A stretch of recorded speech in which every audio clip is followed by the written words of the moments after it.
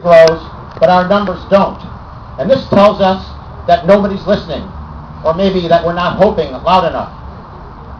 I'd like to challenge the idea that Americans aren't in the streets and aren't writing their members of Congress and aren't here today because they're stupid or irresponsible. What I'm discovering as a candidate for public office with a license to talk to strangers is a consensus among ordinary people that national moorings have been cut by government. The people I've been talking to reveal a silent but desperate struggle to find something on the trashed social landscape to hang on to. They are learning that their leaders are crooks. They sense a catastrophe ahead with a loss of income, property, health, even the necessities of life.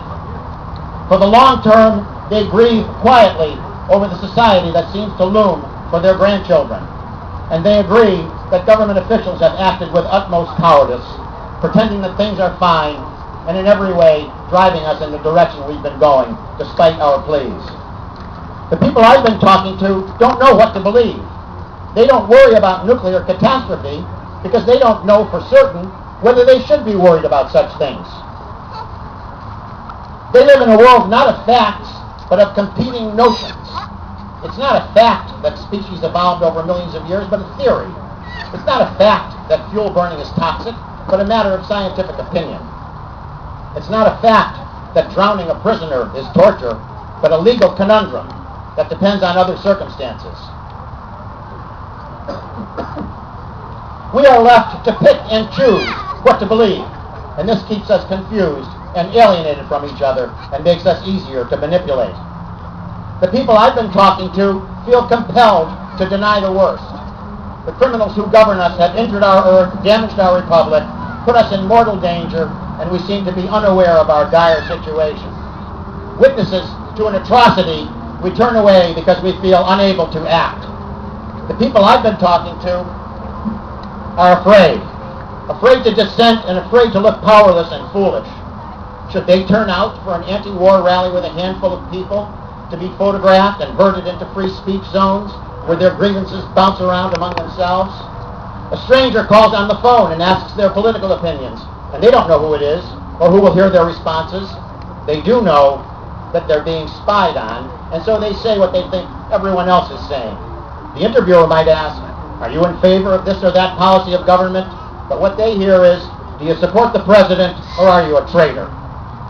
We're told that enemies are in our midst, and our biggest fear is not that any of the million or so terrorists out there will do us any harm, but that we will be counted among them.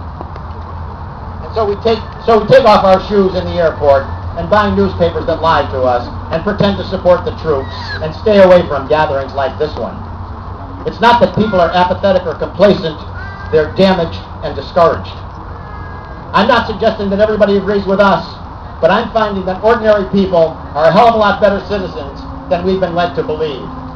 Silent majorities, like the people I've been talking to, may not readily align themselves with groups or movements, but there is a tacit determination among them to try to do what's best for future generations. That's what we're doing here today, and each of us speaks for legions of fearful, politically chilled, misinformed neighbors who simply want their children's children to be able to say, "Grandma and Grandpa tried." Thanks.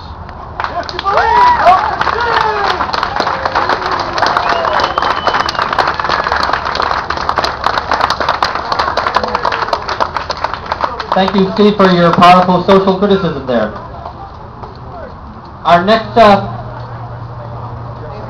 person here will be Jill Friedman, who will be singing to us. All right, Jill. Okay.